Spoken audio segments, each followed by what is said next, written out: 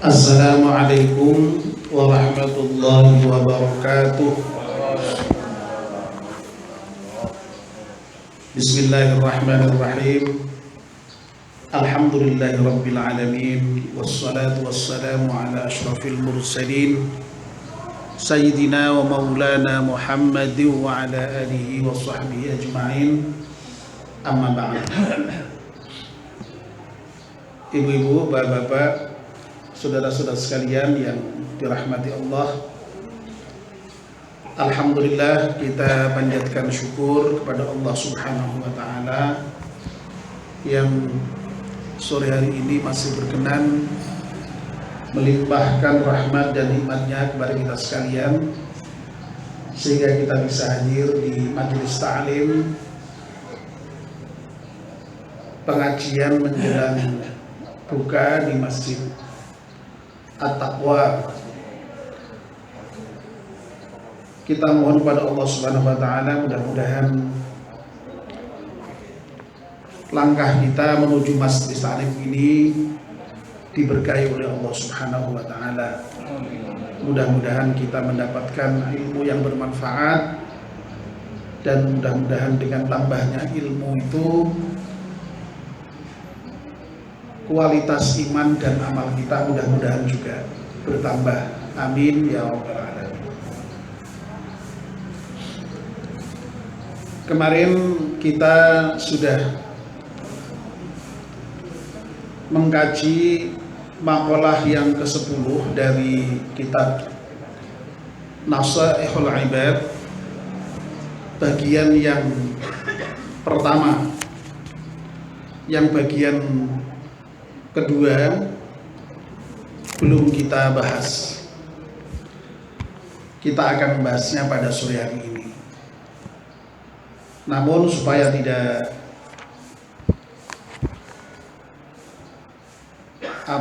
lepas dari yang sudah dibicarakan kemarin, saya akan mengulang singkat. Wal maqalatul 'ashiratu, makalah yang ke-10, amba'diz zuhadi, dari sebagian ahli zuhud. Ahli zuhud itu siapa? Wahumul ladzina ihtaqarud dunya. Orang-orang zuhud itu adalah orang-orang yang menghinakan dunia, tidak mementingkan dunia. Walam yubalu biha, dan tidak memperdulikan dunia. Bal akhadhu minha qadra daruratihim. Orang-orang zuhud itu ya membutuhkan dunia, membutuhkan harta, tetapi sekadar kebutuhan daruratnya saja. Nah, apa yang disampaikan oleh ahli zuhud itu, nah ini ya. Man aznaba dzamban, barang siapa berbuat dosa, ai tahammalahu, maksudnya ya orang itu memikul dosa, wa huwa yadhhak,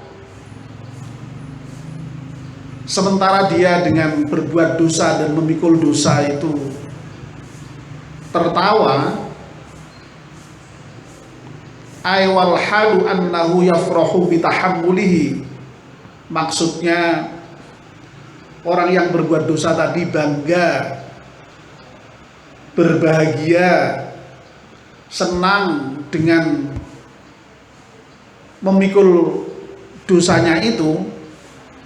Fa innallaha yudkhiluhun nar wa huwa yabki, maka sesungguhnya Allah akan memasukkan orang yang berbuat dosa dengan bangga tadi itu ke dalam neraka dalam keadaan dia menangis. Kenapa demikian? Li'anna haqqahu ayyandama wa yastaghfirullah ta'ala lidzalika. Karena seharusnya orang yang berbuat dosa itu bukan kok bangga, bukan kok bahagia, melainkan dia mestinya menyesali perbuatan dosanya itu dan kemudian mohon ampun kepada Allah Subhanahu wa ta'ala. Kalau seorang itu berbuat dosa, dia sadar akan berbuat dosa, lalu dia kemudian menyesal dan kemudian mohon ampun kepada Allah Subhanahu wa ta'ala dengan sungguh-sungguh, dengan taubat yang disebut dengan taubatan nasuha, maka sesungguhnya orang itu dosanya sebesar apapun akan diampunkan Allah Subhanahu wa ta'ala. Tetapi karena dia tidak menyesal, tidak minta ampun, tidak sadar, bahkan sebaliknya dia berbangga dengan perbuatan dosanya itu, itulah yang menyebabkan dia kemudian oleh Allah diberikan azab yang berupa neraka itu. Dan kalau sudah di neraka, pasti dia dalam keadaan menangis. Tidak ada orang di neraka kok ketawa-tawa, itu tidak ada. Ya. Jadi kalau sudah di neraka itu adanya cuma sengsara. Tidak ada yang misalnya kadang-kadang sok muncul dari guruan orang-orang itu ora apa-apa mlebu neraka beneran, malah sesuk kumpul karo bintang film misalnya ya. Itu ndak ada sebenarnya ya. Dikirane iki bintang film nak ning kono ki sih ayu. Kaya saiki ning dunya. Kalau orang sudah masuk neraka itu ya mbok asale ayu kaya apa ya dadi ora karu-karuan. Dalam Al-Quran disebutkan yauma taswaddat wujuhum. Orang secantik apapun, seputih apapun, saben hari masuk salon, ketika masuk neraka besok hitam kelam wajahnya, sudah tidak kelihatan cantik lagi. Tapi sekarang ini ibu-ibu meskipun tidak pernah ke salon, yakinlah besok kalau di surga ketemu, waduh luar biasa Pak Kun, kalau tubuh Kun besok tuh sudah pangling Pak ya. Karena di sana besok muda semua ya, cantik-cantik semua ya. Nah, begitu kira-kira. Tidak ada orang yang tua itu, tidak ada. Makanya dulu Nabi pernah suatu ketika membuat nangis nenek-nenek ya, karena Nabi bilang, Mbah jenengan niku besok ora iso mlebu swarga. Nangis, lho maksudku ora ngono kuwi Mbah, sampean ki ora mlebu swarga dalam keadaan kaya ngene iki, tuwa ompong peyot top ya, top itu singkatan tua ompong peyot ya, tidak seperti itu. Wah baru senang ya, ternyata besok ketika di surga menjadi muda lagi, abkaro seperti gadis-gadis ya. Masya Allah ya, itu kalau di surga. Tapi kalau di neraka ya tadi itu ya. Dan nangisnya tidak hanya nangis biasa, nangisnya teriak-teriak bahkan. Dalam Al-Quran disebutkan wahum yastarikhuna fiha. Orang-orang itu besok di neraka itu kerjaannya hanya teriak-teriak menangis. Apa yang diteriakkan? Rabbana akhrijna na'mal salihan ghairal ladzi kunna na'mal. Ya Allah, keluarkan aku dari neraka ini. Aku menyesal. Sungguh kalau engkau keluarkan aku ke dunia lagi, aku akan berbuat baik. Yang dulu waktu dunia aku tidak pernah berbuat. Apa jawaban Allah? Kira-kira kalau dibahasakan dengan singkat ya, nasi sudah menjadi bubur, wis kadung, ora iso dibaleni meneh. Urip iki ya mung sepisan tok, ora iso bali meneh. Apa meneh kok wis ning akhirat. Wong saiki awake getun wis tuwa, kuwi kepengin nom meneh ora iso kok. Ya. Ora iso. Jadi menyesali waktu itu tidak bisa. Makanya Masya Allah dengan waktu itu kan luar biasa. Kita dituntut untuk menggunakan yang sebaik-baiknya itu. Maka sampai dijadikan sumpah oleh Allah itu wal asri, demi masa. Innal insana lafi khusrin. Sesungguhnya manusia itu dalam keadaan merugi kecuali orang yang beriman dan beramal soleh. Menggunakan waktunya untuk beramal soleh. Nah itu nanti ya tidak akan nangis di akhirat itu. Ya. Baik, itu yang pertama. Nah sekarang yang bagian kedua yang akan kita bahas sore hari ini. Waman ata'a, dan barang siapa yang taat, wa huwa yabki, dan dalam melaksanakan taat itu dia menangis. Loh kenapa ini kok dadak beribadah menangis, taat menangis itu apa? Hayaan minallahi ta'ala.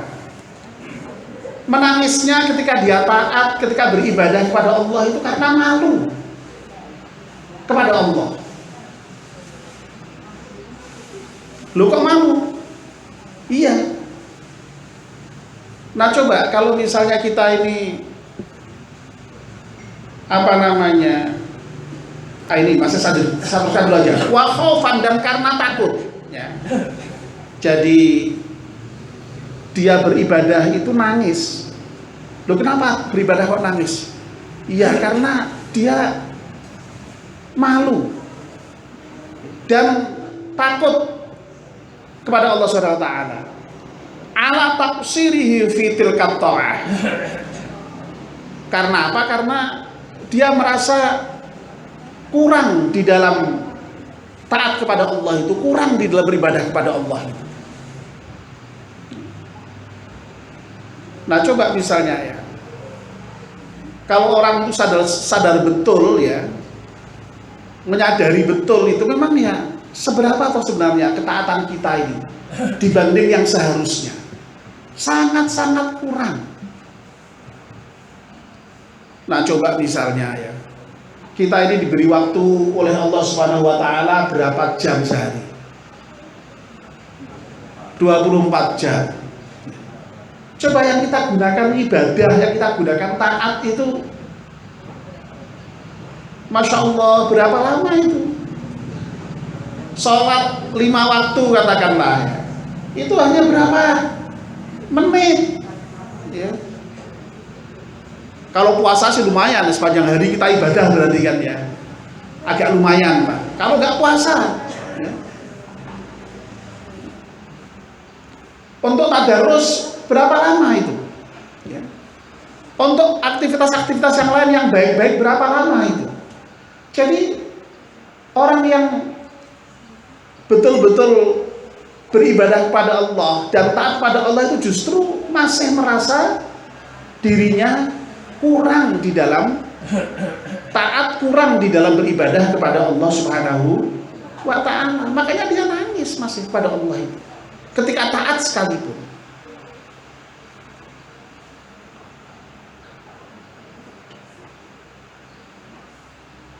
Harta yang kita miliki, yang sudah dianugerahkan oleh Allah kepada kita ini berapa? Tapi berapa yang kita sedekahkan? Berapa yang kita tasarrufkan di jalan Allah?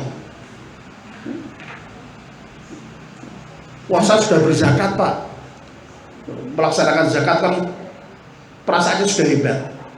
Padahal zakat itu hanya 2,5%, dan itu sebenarnya baru merupakan kewajiban minimal. Ada yang sunnah-sunnah yang lain. Pemberian itu tidak hanya zakat, sedekah, infak, wakaf, apalagi bahkan sampai hadiah ya, itu termasuk pemberian ya.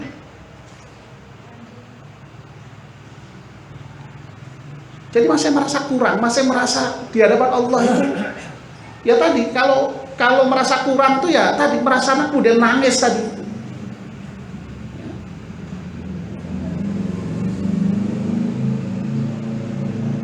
Juga takut ya. Yang namanya orang yang taat pada Allah itu khawatir, masih takut. Ya kalau ibadahnya diterima, kalau tidak. Jadi ada kekhawatiran, takut pada Allah, makanya kemudian dia menangis di hadapan Allah. Jadi orang yang beribadah, orang yang taat itu tidak boleh kemudian merasa sudah aman, merasa bangga, merasa apalagi sampai takabur. Wah ya sudah, hilang semua itu malah yang sudah dilakukan dalam ketaatannya dan ibadahnya itu. Ya. Jadi harus tawadhu, di hadapan Allah harus tawadhu, merasa kurang, ya, merasa khawatir jangan-jangan tidak diterima. Nah kalau ada perasaan itu sehingga kemudian ada upaya untuk terus menambah, memperbagus. Kalau takut, khawatir tidak diterima berarti dia berusaha betul belajar, ya, untuk terus belajar, ya, dalam beribadah itu supaya semakin ikhlas. Ada upaya terus setiap saat, tidak pernah berhenti bagi seorang muslim yang baik. Tidak kok kemudian wah aku kan wis haji, aku kan wis sholat, aku kan wis zakat, aku kan wis beres aku berarti. Aku wis ya, apa meneh aku ditung-tung wah apa meneh aku haji nak ning Mekah iki salate ditekelke ping 100.000 ning Masjidil Haram. Wah, itu kalau sudah berbangga-bangga dengan hitung-hitungan taat ibadah kepada Allah seperti itu, malah bisa jadi hilang malahan. Makanya kita harus tawadhu kita itu, ya kita ini memang segalanya tergantung dengan Allah. Kalau orang kita punya dosa, Allah sangat mungkin mengampuni. Tapi dengan amal kita belum tentu amal itu kemudian lalu penjamin, itu enggak.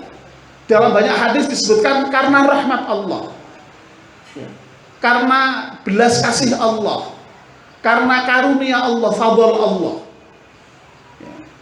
Jadi tidak boleh kita merasa hebat sudah beramal soleh, beribadah, tidak boleh.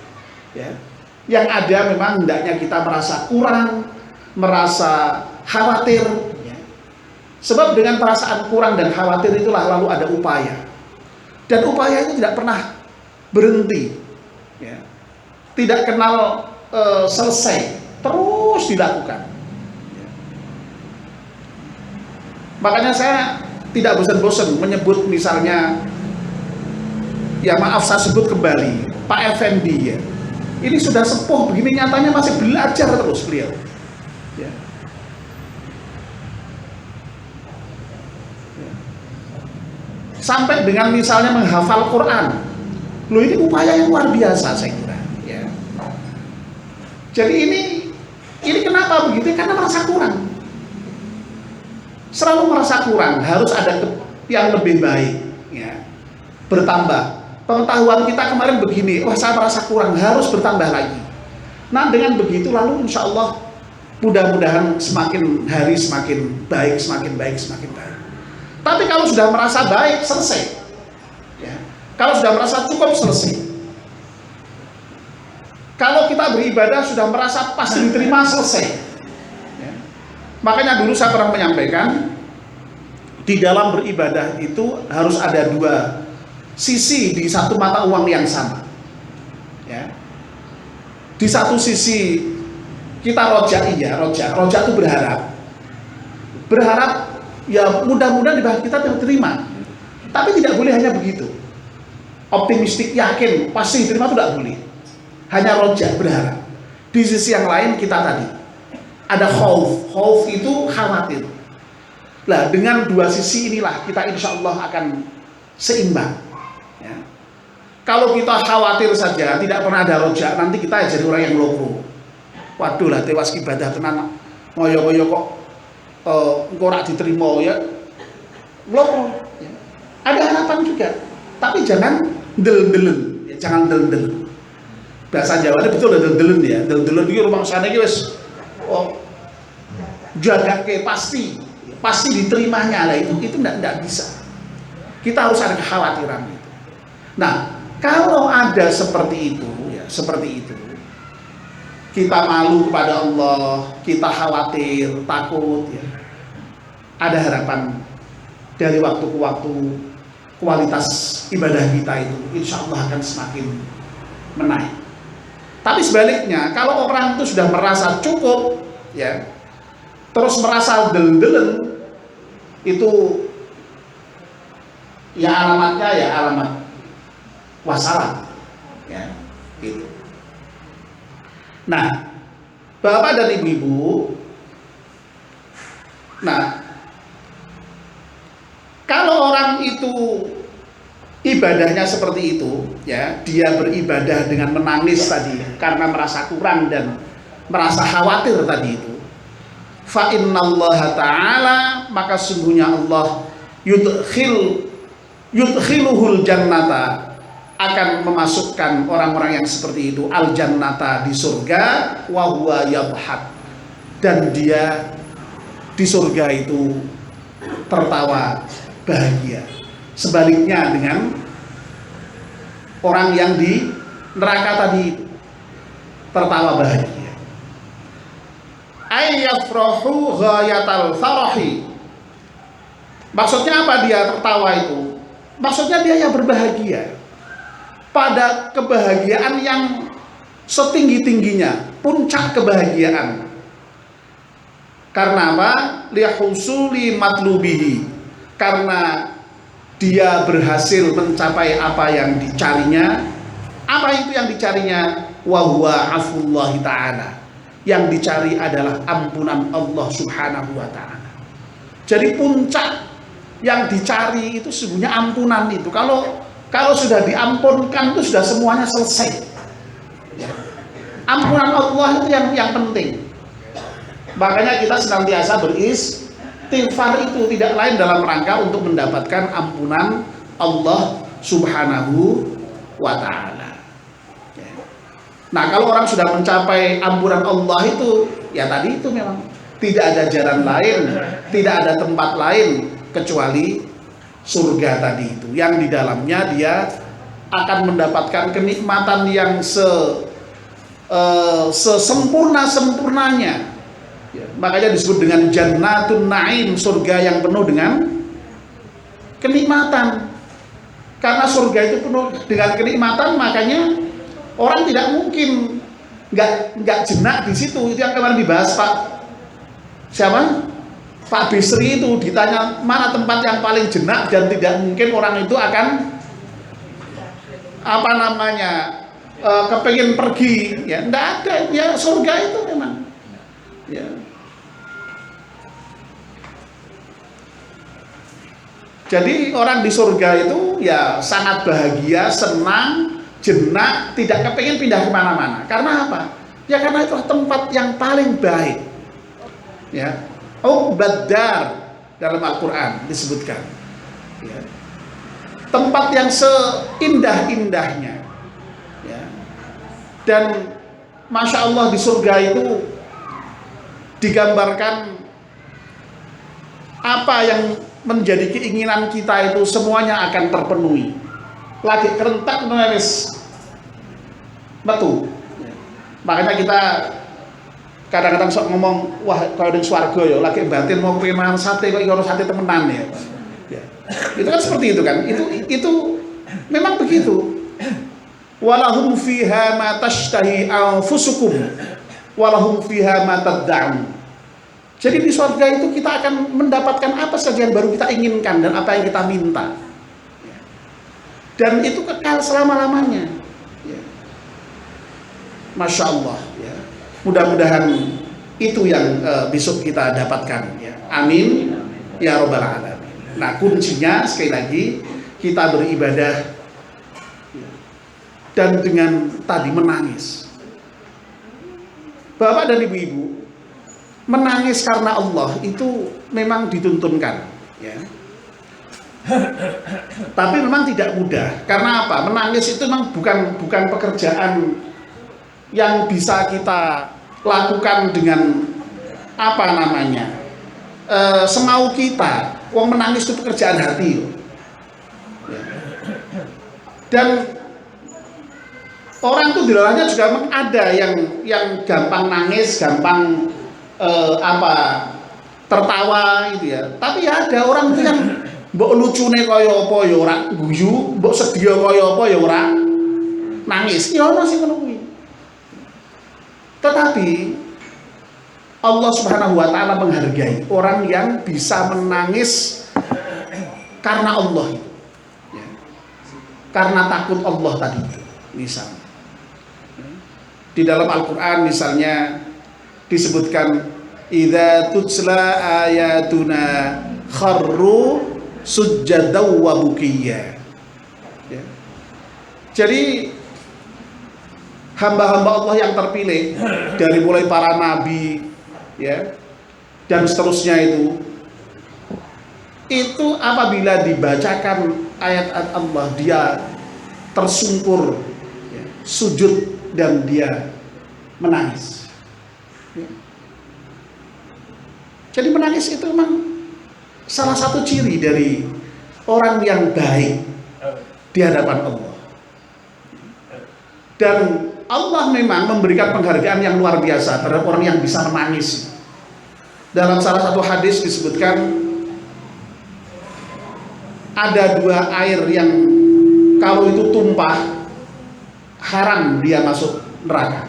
Berarti pasti masuk surga. Apa itu air apa? Darah yang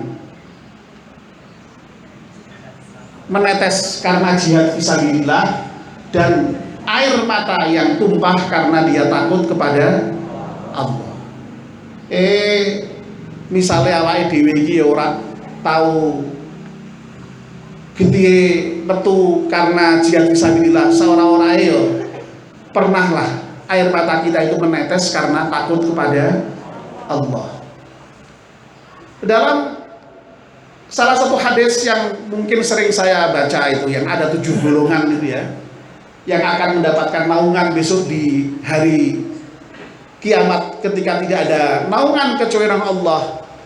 Itu juga salah satu dari yang 7 tadi adalah orang yang bisa menangis takut kepada Allah ketika dia sendirian.